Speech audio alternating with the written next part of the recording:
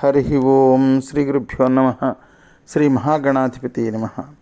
అవిద్యానామంతస్థిమిరమిహిరద్వీపనగరీ జడానాం చైతన్యస్తబకమకరందశ్రుతిఝరీ దరిద్రాణాం చింతామణిగుణనికా జన్మజలధౌ నిమగ్నానాం దంశామురరిపువరాహస్య భవతి. శుక్లాంబరధరం విష్ణుం శశివర్ణం చతుర్భుజం ప్రసన్నవదనం ఛాయేత్ సర్వవిఘ్నోపశాంతయేత్. వందే గురుపదద్వంద్వమపాన్మనసగోచరం రక్తశుక్లప్రభామిశ్రమతర్క్యం త్రైపురం మహః. సానందమానందవనే వసంతం ఆనందకందం హతపాపబృందం వారాణసీనాథమనాథనాథం శ్రీ విశ్వనాథం శరణం ప్రపద్యే. విశ్వేశం మాధవం ఢుంఢిం దండపాణిం చ భైరవం వందే కాశీం గుహాం గంగాం భవానీం మణికర్ణికాం. హర నమ పార్వతీపతయే. హర హర మహాదేవ శంభో శంకర. అగస్త్యుడు వ్యాసభగవానుడికి ద్వాదశ తీర్థముల యొక్క మహిమను గురించి చెప్తూ నిన్నటి రోజున ఆ ఇంద్రుడు ప్రతిష్ఠించినటువంటి ఆ భాగాన్ని చెప్తూ అక్కడ ఇంద్రేశుడిగా ఆయన పూజ్యుడయ్యాడు అని చెప్పి, తర్వాత సనక సనందాది యోగులు ప్రతిష్ఠించినటువంటి యోగేశ్వరుడు అనేటటువంటి ఒక లింగం ఉన్నదయ్యా. యోగులు ప్రతిష్ఠించినటువంటి లింగం కాబట్టి అది యోగేశ్వరేశ్వరుడు అని అన్నారు. ఆ యోగేశ్వరేశ్వరుడు వెలిసినటువంటి ఆ తీర్థాన్ని యోగేశ్వర తీర్థము అని అన్నారు. అది సంసార సముద్రాన్ని దాటడానికి, భవసాగరాన్ని దాటడానికి అది ఒక నౌక లాంటిది ఆ యోగేశ్వర తీర్థం. సాధకులకి కల్పతరువు లాంటిది. అణిమాది అష్టసిద్ధులను ప్రసాదించేటటువంటి స్థానం. మంకణుడు అనేటటువంటి పేరు కలిగినటువంటి ఒక మహర్షి ఈ యోగేశ్వరేశ్వరుని సేవించి ముక్తినిచ్చేటటువంటి బ్రహ్మ విజ్ఞానాన్ని పొందగలిగాడు. ఏ మానవుడైనా సరే ఒక్కసారి సప్తగోదావరి తీర్థంలో స్నానం చేసి ఈ యోగేశ్వరేశ్వరుని ఒక్కసారి అలా దర్శిస్తే చాలు, స్వర్గలోక ప్రాప్తి ఆయనకు లభిస్తుంది. అణిమాది అష్టసిద్ధులు పొందుతాడు. ఇంకా మూడవ తీర్థము యమధర్మరాజు ప్రతిష్ఠించినటువంటి యమేశ్వర లింగం ఉన్నటువంటి ఆ యమేశ్వర తీర్థం. ఆ యమేశ్వర తీర్థంలో మానవుడు ఒక్కసారి ఆ యమేశ్వరుని అలా దర్శించినంత మాత్రం చేత యముడు గురించి సంబంధించినటువంటి భయం ఏదన్నా ఉంటే అది తొలగిపోతుంది. ఇది నిశ్చయం. ఆ యజ్ఞ తటాకంలో మునిగి యమలింగ సన్నిధిలో 108 సార్లు ఓం త్ర్యంబకం యజామహే సుగంధిం పుష్టివర్ధనం ఉర్వారుకమివ బంధనాత్ మృత్యోర్ముక్షీయమామృతాత్ అనేటటువంటి ఆ మృత్యుంజయ మంత్రంతో 108 సార్లు జపం చేసి మృత్యుంజయుడైనటువంటి ఆ శివుణ్ణి ప్రార్థిస్తే వాడికి అపమృత్యు దోషం తొలగిపోతుంది. ఈ తీర్థంలో శ్రాద్ధము, పిండము, తర్పణలు శ్రద్ధతో చేసినటువంటి వాళ్ళకి వాళ్ళ 7 తరాల వరకు ఉన్నటువంటి పితృదేవతలు ఆ నరకంలో ఎవరైతే ఉండిపోతారో వాళ్ళు ఆ నరక కూపం నుంచి ఉద్ధరించబడతారు, వాళ్ళు స్వర్గానికి వెళ్ళిపోతారు అని చెప్తాడు. ఇంకా 4వ తీర్థం ఏంటో తెలుసా? కాళేశ్వరుడు వెలిసినటువంటి తీర్థం పేరు కాళేశ్వర తీర్థం.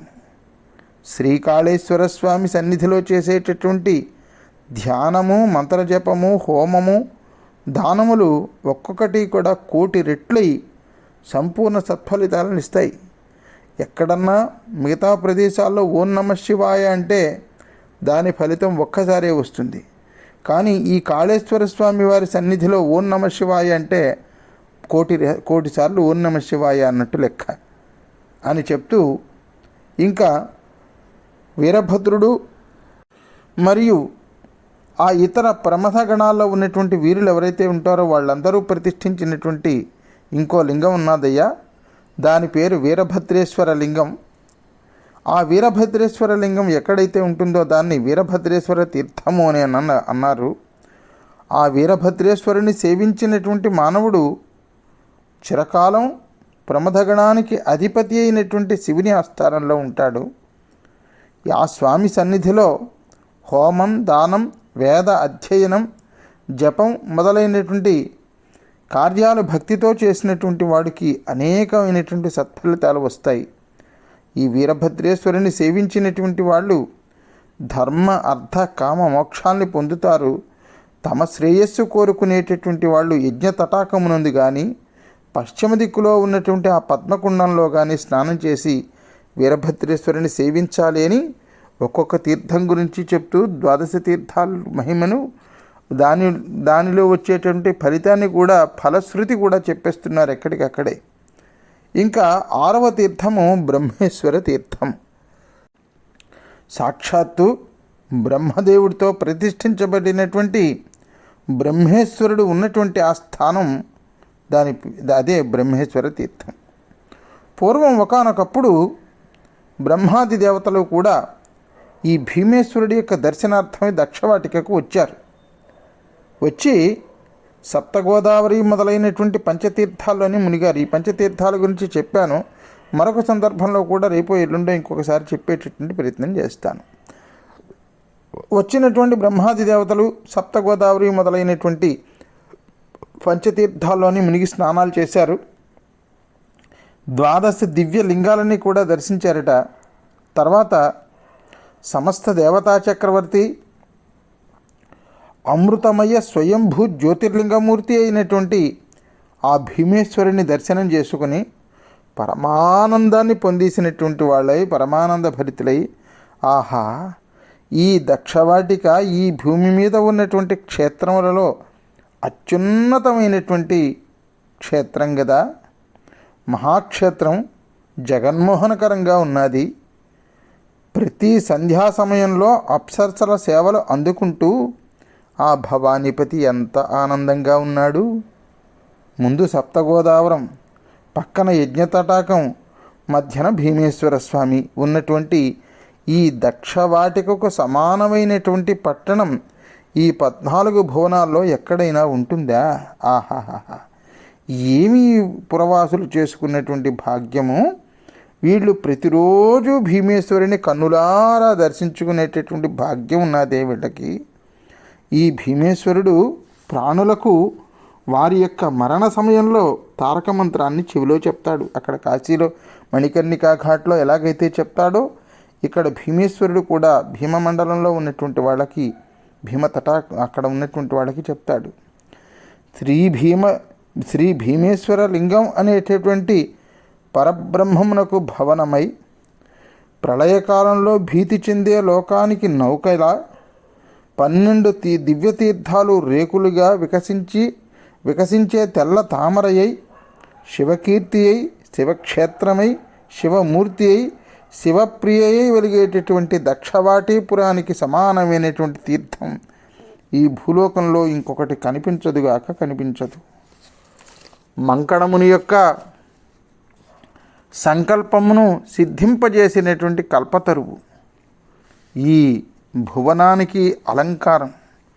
శంకరుడి యొక్క ఆనంద నాట్యశాల, దక్షిణ కాశీ, దక్షుడి యొక్క యాగభూమి, శివదేవి కాశీపురానికి సమానమైనటువంటి క్షేత్రం, భోగమోక్షధామం అయినటువంటి ఈ దక్షవాటికకు నమస్కారము అని ఆ దక్షవాటికను కీర్తించి బ్రహ్మ ఒక శివలింగాన్ని ప్రతిష్ఠించి సప్తగోదావరి జలములతో మంత్రపూర్వకంగా అభిషేకం చేశారు. అనేక రకాలైనటువంటి ఉత్సవాలు చేశారు బ్రహ్మగారు. అప్పటి నుండి కూడా ఆ బ్రహ్మేశుడు భక్తవత్సలుడై భక్తులను కృపతో పాలిస్తూ ఉంటాడు. తర్వాత దేవ, సిద్ధ, సాధ్య, విద్యాధర, నాగ, గంధర్వులు కూడా తమ తమ నామాలతో లింగ ప్రతిష్ఠ చేశారు. ఇంద్రుడు ఆ బ్రహ్మేశ్వరుని పరమ భక్తితో పూజించాడు. బ్రహ్మ ఇంద్రేశ్వరుని అనేక విధాలుగా అర్చించాడు. దక్షుడు ఆ బ్రహ్మేశ్వరుడికి సాష్టాంగ నమస్కారం చేసి అక్కడ బ్రహ్మగారిని కూడా స్తుతించాడు. బ్రహ్మ దక్షుణ్ణి పొగిడాడు. తర్వాత దేవతలందరూ కూడా తమ తమ నామాలతో ప్రశస్తములైనటువంటి లింగాలకు నమస్కరించి బ్రహ్మ యొక్క ఆనతిని పొందినటువంటి వాళ్ళే తమ తమ లోకాలకి వెళ్ళిపోయారు. బ్రహ్మగారు కూడా బ్రహ్మేశుడికి భక్తితో శిరస్సు వంచి నమస్కారం చేసి ఆయన యొక్క లోకమైనటువంటి సత్యలోకానికి వెళ్ళిపోయాడు. బ్రహ్మచే ప్రతిష్ఠించబడినటువంటి ఈ బ్రహ్మేశ్వరుని సేవించినటువంటి వాళ్ళు కులమత సంబంధాలు లేవు. పూజించినటువంటి వాళ్ళందరూ కూడా పుణ్యాత్ములే. ఆ బ్రహ్మేశ్వరుని సేవించినటువంటి పుణ్యాత్ములకి బ్రహ్మ విష్ణు శివలోకాల్లో పదవులు లభిస్తాయి. బ్రహ్మేశ్వరుడి సన్నిధిలో వేద పఠనం చేసిన, శాస్త్ర పఠనం చేసిన, తపస్సు చేసిన, దానం చేసిన, ఎన్నింటి వల్లనో సాధింపబడినటువంటి కార్యక్రమం అనేటటువంటిది ఏదైతే ఉంటుందో అవి తప్పకుండా సిద్ధిస్తాయి. ఇక్కడ సాధన చేస్తే పూర్తమైనటువంటి కార్యక్రమం అనేటటువంటిది ఏదీ ఉండదు. అన్ని కార్యక్రమాలు కూడా సిద్ధిస్తాయని అగస్త్య మహర్షి వ్యాస భగవానుడికి చెప్పినటువంటి ఈ ఘట్టం ఇంకా కొనసాగుతూనే ఉంటుంది. ఇప్పటికీ 6 క్షేత్రాల గురించి చెప్పారు. మిగతా 6 క్షేత్రాల గురించి వర్ణన రేపటి రోజున మనం శ్రద్ధగా వినే ప్రయత్నం చేద్దాం భక్త మహాశైలరా. అంతవరకు స్వస్తి ప్రజాభ్య పరిపాలయంతాం న్యాయేన మార్గేణ మహిమహీషాః. గో బ్రాహ్మణేభ్య శుభమస్తు నిత్యం. లోకా సమస్తా సుఖినో భవంతు. సర్వే జనా సుఖినో భవంతు. హర నమః పార్వతీపతయే. హర హర మహాదేవ శంభో శంకర.